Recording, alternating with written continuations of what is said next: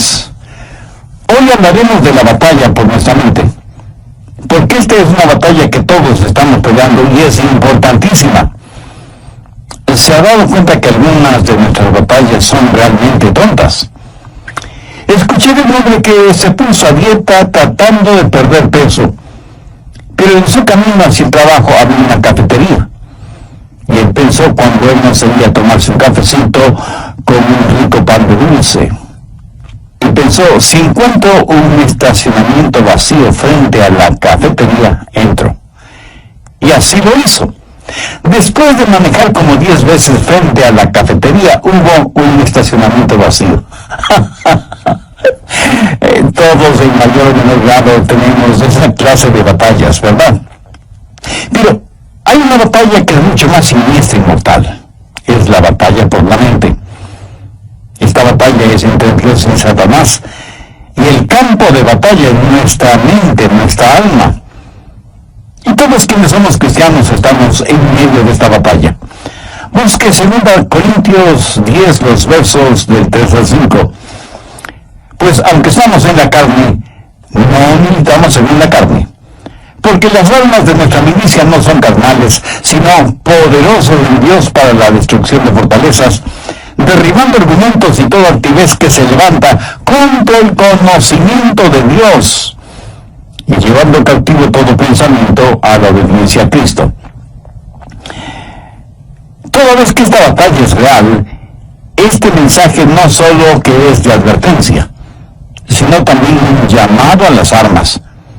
Pero también deseo que sea de ánimo, porque cuando usted nace de nuevo, nace para ganar. Dios no le salva para que viva una vida derrotada.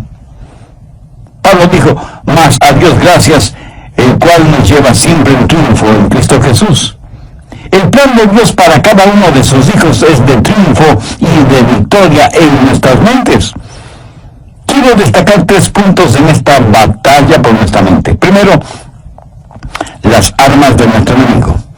Veamos nuevamente el verso 4, porque las armas de nuestra milicia no son carnales, sino poderosas en Dios para la destrucción de fortalezas. Ahora, ¿quiénes son los participantes en esta guerra?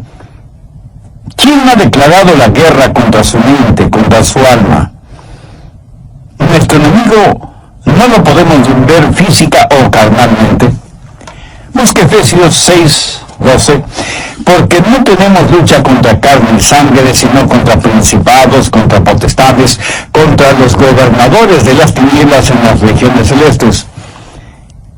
El diablo se ha ubicado en lugares estratégicos para hacerle la guerra a usted, y cuenta con una multitud de demonios para ese propósito.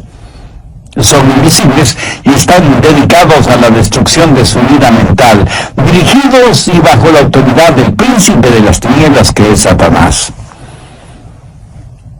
¿Cuál es el trofeo de esta guerra? ¿Cuál es el campo de batalla? Veamos el verso 5. Derribando argumentos y toda altivez que se levanta contra el conocimiento de Dios, y llevando cautivo todo pensamiento a la obediencia a Cristo. Ahí lo tienen. Argumentos, conocimientos, pensamientos, como elementos de esta guerra por la posesión de su mente. Satanás quiere conquistarla para poder controlarle a usted y luchar contra Dios. Hay una diferencia entre su mente y su cerebro. Los psicólogos del comportamiento no reconocen esa diferencia, pero la Biblia ve esa diferencia en forma muy clara. Su mente no es la que piensa, sino su cerebro. Y la relación entre mente y cerebro es la misma que existe entre un guitarrista y su guitarra. El guitarrista utiliza la guitarra para expresarse por medio de la música. Hay una diferencia entre mente y la materia gris de su cerebro. Mente y cerebro son dos cosas separadas. Y tengo que reconocer, para efectos de la ilustración, que aunque todos tenemos guitarritas, algunos tienen mejores guitarras que otros. Quiero decir, tienen mejores cerebros que otros. Ahora escuchen atentamente. Cuando usted se salva, tiene la mente de Cristo. No significa que su capacidad mental será extraordinaria, sino que tendrá la capacidad de pensar utilizando el cerebro que tiene. El diablo quiere su mente. Y el hecho de que usted tenga la mente de Cristo, el hecho de que usted haya sido salvado, no significa que la guerra se ha terminado para usted. Recuerde que Pablo está escribiendo a los hermanos en la iglesia de Corinto. Sin embargo, el apóstol tiene preocupación espiritual por ellos. Veamos 2 Corintios 11:3. Pero temo que como la serpiente con su astucia engañó a Eva, vuestros sentidos sean de alguna manera extraviados de la sincera fidelidad a Cristo. ¿Qué es lo que está diciendo el apóstol Pablo? Está diciendo que él siente temor de que, así como el diablo en forma sutil engañó a Eva, las mentes de ellos puedan ser corrompidas por Satanás y abandonen la sincera y pura devoción que deben tener a Cristo. El diablo pues quiere corromper su mente y tratará de evitar por todos los medios posibles el que usted tenga la mente de Cristo. Y Pablo está tratando a los hermanos en Corinto como si fueran sus hijos. Mire lo que dice en el verso 2 del capítulo 11, 2 Corintios.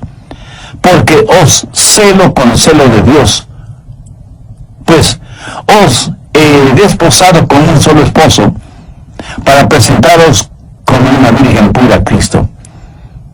Ahora, ¿qué significa esto de celo de Dios? Usted sabe, los celos pueden ser buenos o malos.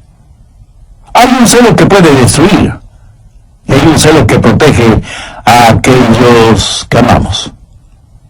Los esposos, por ejemplo, deben ser celosos de tener una devoción pura por su esposa, por sus hijos. Y lo mismo es con las esposas en su devoción hacia su esposo e hijos. El celo protector mutuo es necesario dentro del hogar. Un padre amoroso quiere llevar hasta el altar matrimonial a su hija y entregársela al novio como una virgen pura.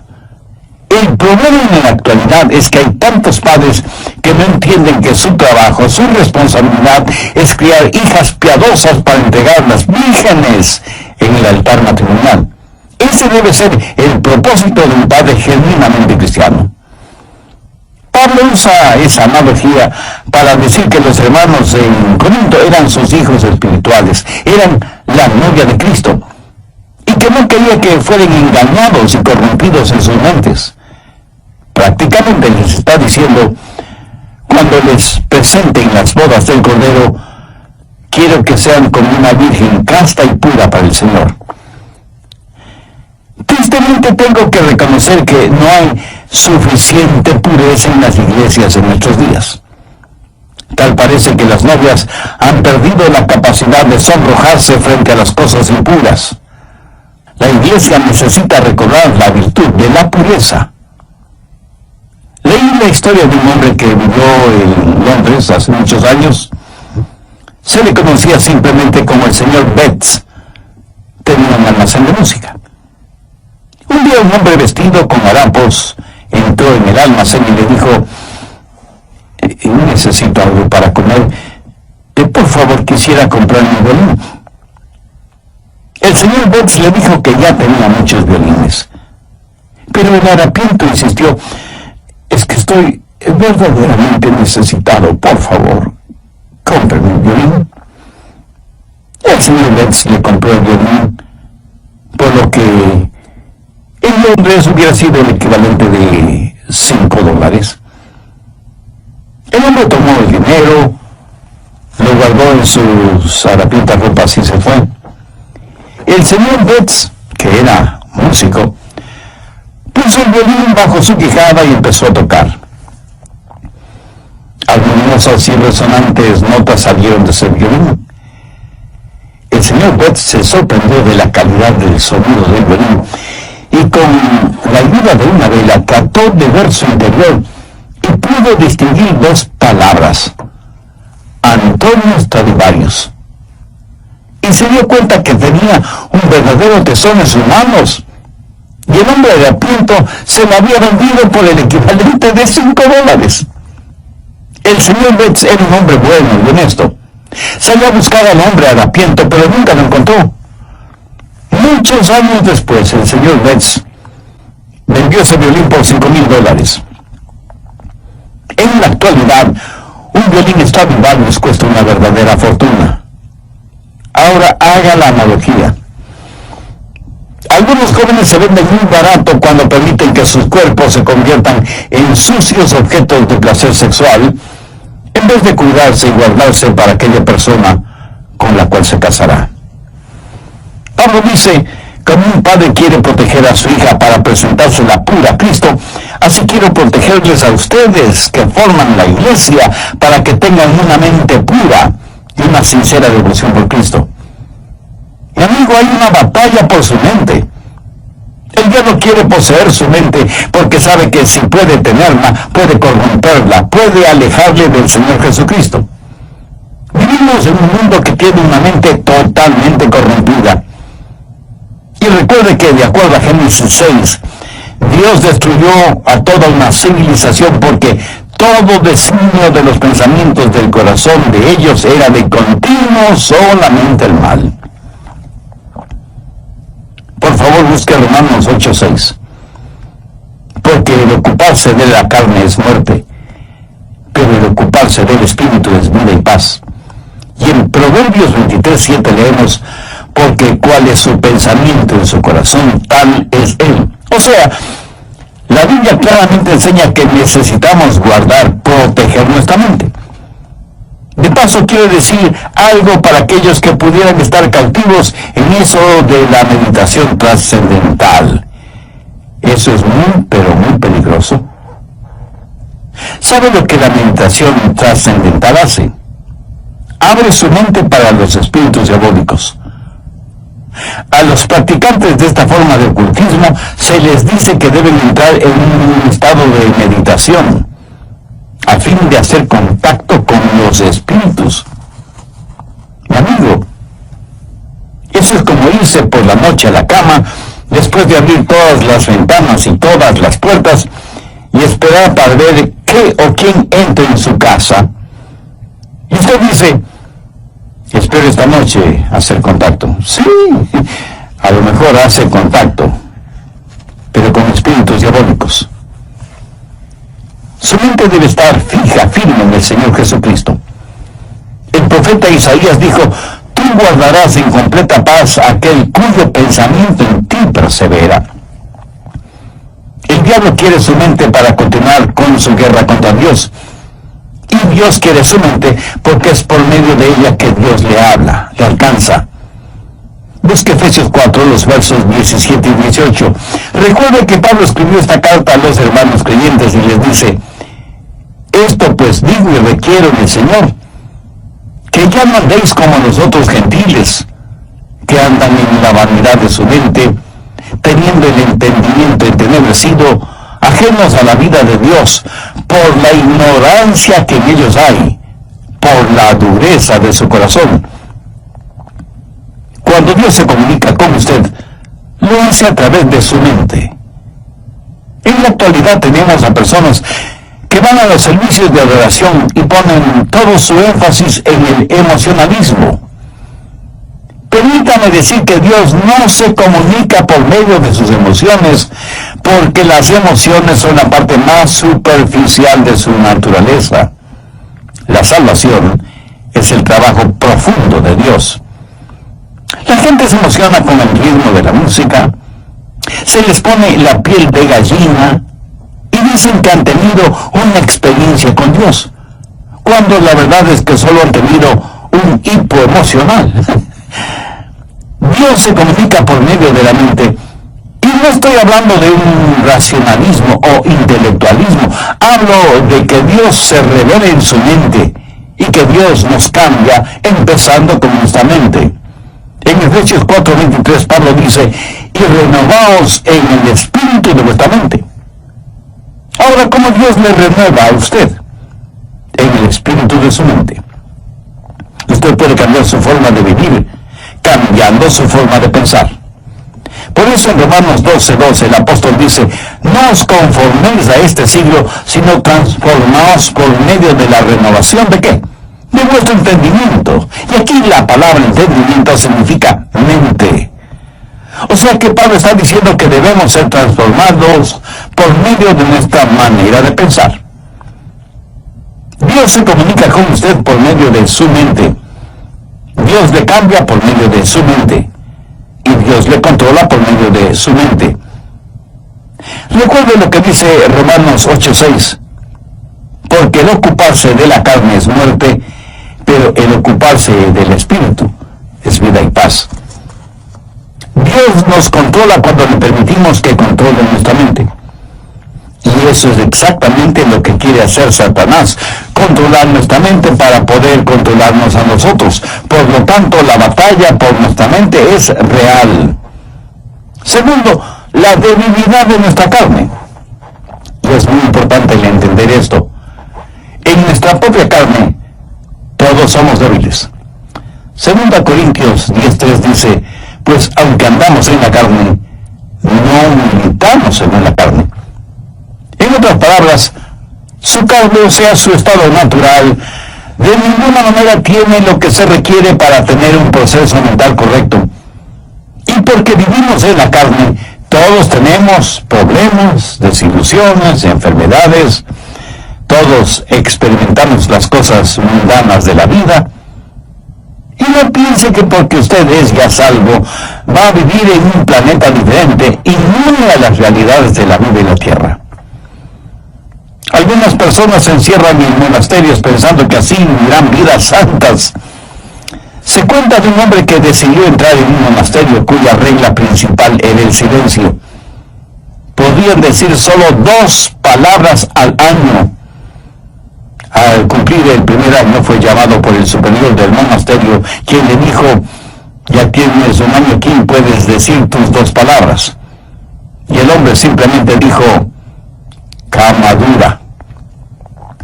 Después del segundo año, sus 2 palabras fueron, mala comida.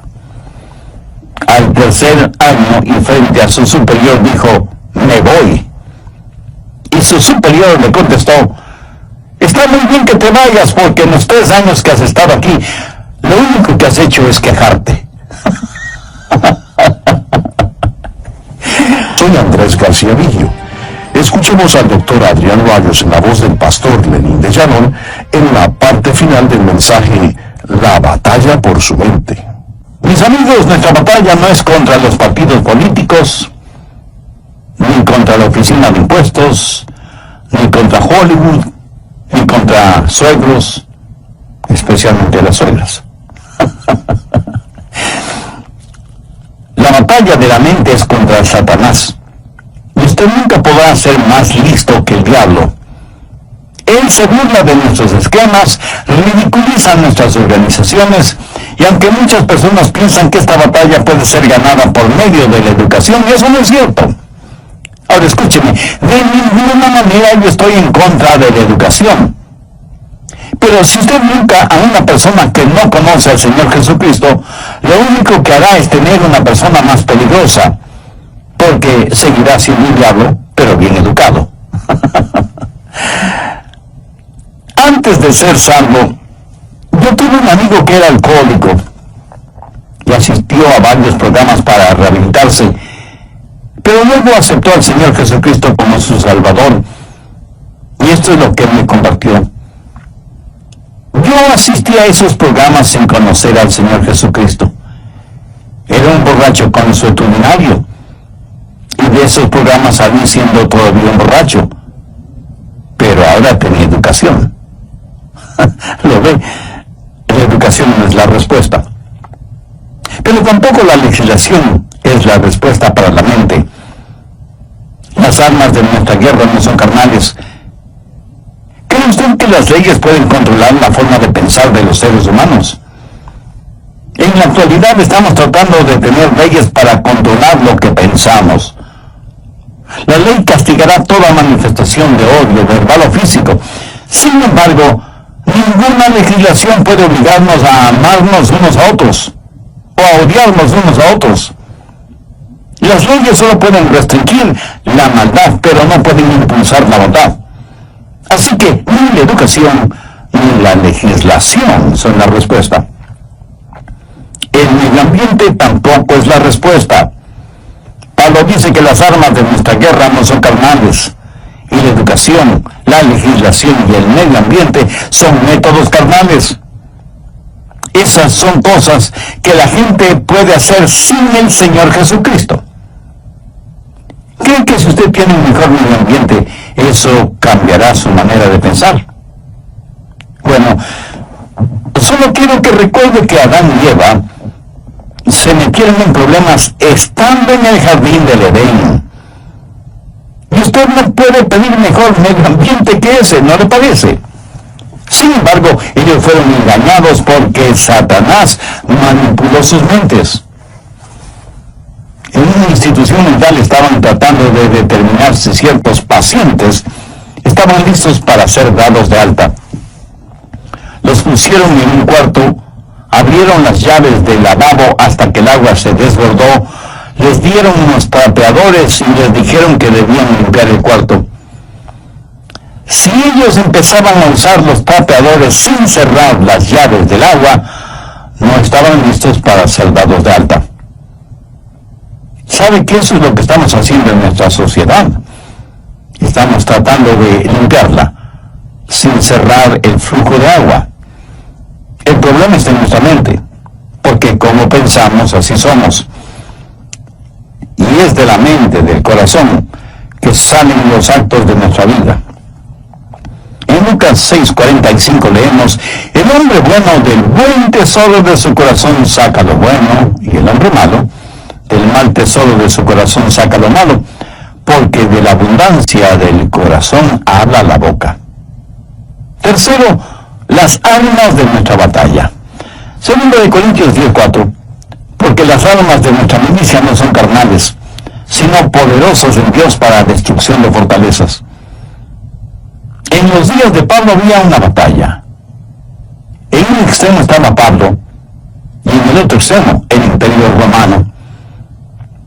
El Imperio Romano había estado en existencia por 700 años, y tenía privilegio y poder.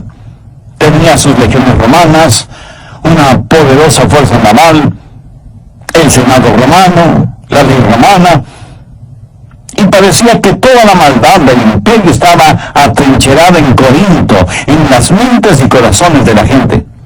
Todo esto en contra de Pablo, pequeño judío, pero con un corazón lleno de Jesús, declarando la guerra a toda esa maldad. ¿Quién ganaría esa pelea? Pablo. ¿Cómo? No con armas carnales. Pablo habla de fortalezas en el verso 4, y se refiere a armas que tácitamente son poderosas en Dios para la destrucción de fortalezas. Las murallas de esas fortalezas iban a ser derrumbadas. ¿Qué clase de resistencia hubo en los corazones y mentes de los corintios entonces y en la actualidad de nosotros? Arrogancia, ignorancia, desesperación. Todas estas son fortalezas de maldad. Y dentro de cada fortaleza, los demonios trabajan en la mente en forma muy organizada, movilizando los ejércitos infernales para hacer más fuerte la resistencia. Sin embargo, Pablo dice que esas murallas se desmoronarán. Y en el verso 5 menciona cosas muy importantes: derribando argumentos y toda altivez que se levanta contra el conocimiento de Dios, y llevando cautivo todo pensamiento a la obediencia a Cristo. Aquí está esa fortaleza con sus altas torres, y Pablo penetrará esa fortaleza para alcanzar a quienes están adentro. Pero durante ese proceso, Pablo dice que tendrá que destruir esa fortaleza. Ahora, ¿de qué está hablando el apóstol? No está hablando de inteligencia, sino de intelectualismo, de sofisticación mental. Pablo sabe que dentro de esas fortalezas hay personas que están cautivas. Y él iba a capturar a esos cautivos para traer todo pensamiento cautivo que estaba secuestrado por Satanás a la libertad de la obediencia a Cristo. Y él no iba a pelear confiando en su fortaleza física, que no la tenía, ni en armas carnales convencionales, que que son inefectivas en esta clase de guerra, sino que declara, porque las armas de nuestra milicia no son carnales, sino poderosas en Dios para la destrucción de fortalezas. Pablo dice, las armas de nuestra milicia. ¿Y cuáles son esas armas? En primer lugar, la soberanía de su comandante. Mire lo que dice en el verso 7. Miráis las cosas según la apariencia. Si alguno está persuadido de sí mismo que es de Cristo, esto también piense de sí mismo, que como Él es de Cristo, así también nosotros somos de Cristo. En otras palabras, Pablo dice que pertenecemos a Cristo. Él es nuestro comandante supremo. En Potsdam, durante la guerra, los japoneses le dijeron a Inglaterra y a los Estados Unidos que no se rendían. Los aliados le dijeron a Japón, si no se rinden, les eliminaremos, les haremos desaparecer, iremos contra ustedes con fuerza devastadora. Los japoneses dijeron, pelearemos contra ustedes. Las fuerzas aliadas bombardearon Hiroshima y Nagasaki con las primeras bombas atómicas utilizadas en la guerra. Los japoneses se rindieron después de que prácticamente casi fueron borrados de sobre la faz de la tierra. Satanás ha estado tratando de hacer hasta lo imposible para ganar esta guerra que tiene contra Dios. Cuando el Señor Jesucristo murió en el Calvario, fue como si hubiera dejado caer una bomba atómica sobre el diablo. Jesús dijo, ahora es el juicio de este mundo, ahora el príncipe de este siglo será echado afuera. Pero Jesús no solo es nuestro comandante supremo, sino que en segundo lugar tenemos su autoridad para hacer aquello que nos ha mandado hacer. En el verso 8 Pablo dice, porque aunque me gloría algo más todavía de vuestra autoridad, la cual el Señor nos dio para edificación y no para vuestra destrucción, no me avergonzaré. Aquí el apóstol está hablando de autoridad. ¿Pero qué es autoridad? Es el derecho legal de actuar en representación de otra persona. Jesús, quien ganó la guerra, nos ha dado ese poder legal. David con su pequeña onda y Dios se enfrentó al gigante Goliat y lo mató. Yo francamente preferiría tener una pequeña onda y la ayuda de Dios que la espada de Goliat sin Dios. Jesús nos da esa autoridad. Anote al margen Lucas 10, los versos 19 y 20, que registran las siguientes palabras del Señor Jesús. Y aquí os doy potestad de hollar serpientes y escorpiones, y sobre toda fuerza del enemigo, y nada os dañará. Pero no os regocijéis de que los espíritus se os sujeten, sino regocijaos de que vuestros nombres están escritos en los cielos. Jesús dice que como hijos suyos tenemos poder, tenemos autoridad sobre todas las huestes diabólicas, pero que no debemos envanecernos ni regocijarnos por eso. No debemos ser orgullosos de tener esa autoridad, sino que nuestro gozo verdadero debe ser el saber que nuestros nombres están escritos en los cielos. Escúcheme, no es cuánto sabe usted sobre el diablo lo que le libera. Es su conocimiento del Señor Jesucristo lo que le dará la verdadera libertad. No hemos sido llamados a ser creyentes cazadores de fantasmas espirituales. La Biblia dice que debemos resistir al diablo, no que debemos cazarle. Así que no solo tenemos que entender, en primer lugar, que tenemos un soberano que es nuestro comandante, y en segundo lugar, que tenemos su autoridad para llevar a cabo sus órdenes, y en tercer lugar, que hay la certeza de nuestro valor, de nuestro coraje, de nuestra osadía espiritual. Veamos una vez más 2 Corintios 10, los versos del 8 al 11. Porque aunque me gloríe algo más todavía de vuestra autoridad, la cual el Señor nos dio para edificación y no para vuestra destrucción, no me avergonzaré. Para que no parezca como que os quiero amedrentar por cartas, Porque la verdad, dicen, las cartas son duras y fuertes, mas la presencia corporal débil y la palabra menospreciable. Eso tiene en cuenta tal persona, que así como somos en la palabra por cartas, estando ausentes, lo seremos también en un hecho, estando presentes. ¿Qué motivó a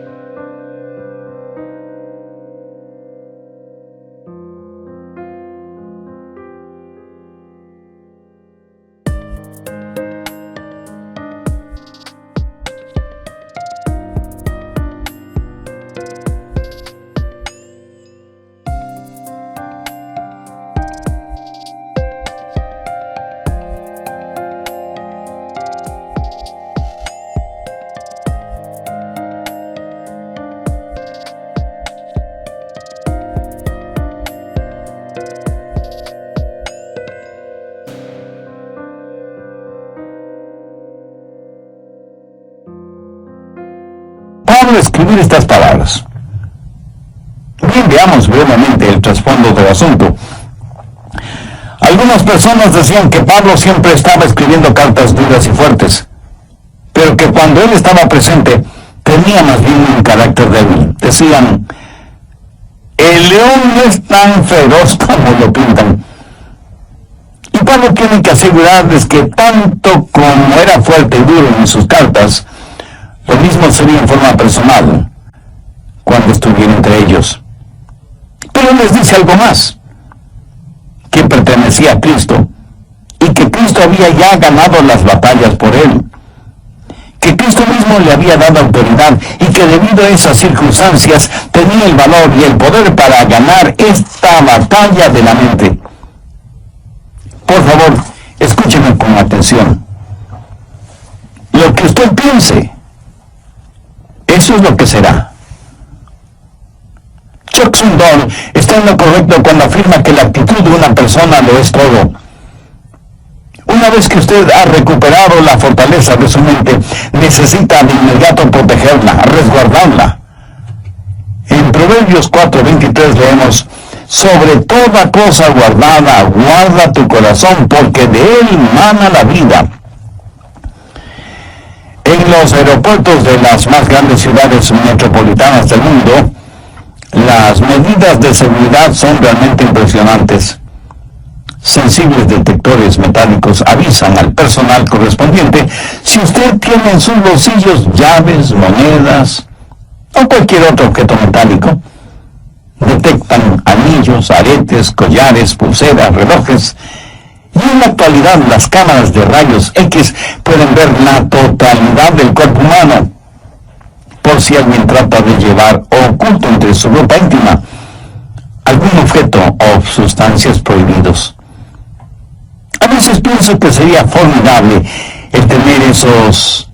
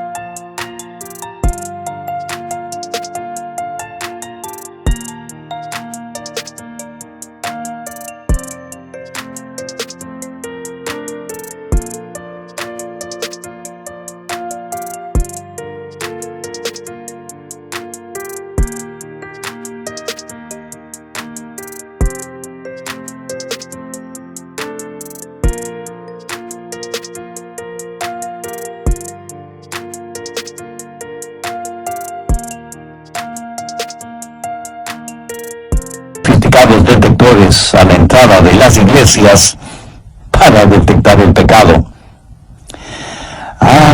Pero si tal cosa fuera posible, estoy seguro que nadie quisiera entrar en las iglesias, ni siquiera sus pastores. En Filipenses Filipenses 4:8 Pablo dice, por lo demás, hermanos, todo lo que es verdadero, todo lo honesto, todo lo justo, todo lo puro, todo lo amable, todo lo que es de buen nombre, si hay virtud alguna, si algo digno de alabanza, en esto pensad.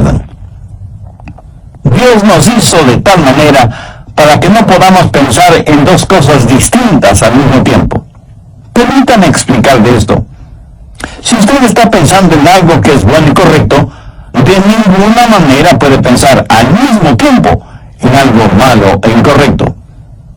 Y usted no tiene que ser inteligentísimo para ver la lógica de esta declaración. Y aunque ya lo he mencionado varias veces, usted es lo que piensa. Proverbios 23:7 dice, porque cuál es su pensamiento en su corazón, tal es él. Proteja su mente. Tenga al Señor Jesús como el punto central de su mente. No permita que el diablo le robe la devoción de su corazón puro hacia el Señor Jesucristo. Viva permanentemente enamorado de Jesús y jamás se avergüence de confesar su amor por Él. ¿Se avergüenza usted de confesar su amor, de declarar su amor por la persona que verdaderamente ama? Estoy seguro que no. Cuando sus pensamientos, su corazón están enfocados, centralizados en el Señor Jesucristo, ya no habrá espacio para pensamientos sucios, lujuriosos, malvados, orgullosos, pervertidos, que constantemente nos bombardean. Y si alguien me pregunta, el pastor Rogers, ¿cómo empiezo todo ese proceso? Bueno, gracias por su honesta pregunta. Debo empezar diciéndole lo siguiente. Comience entregando su corazón a Jesucristo. Pablo en 2 Corintios 4:4 dice, en los cuales el Dios de este siglo cegó el entendimiento de los incrédulos, para que no les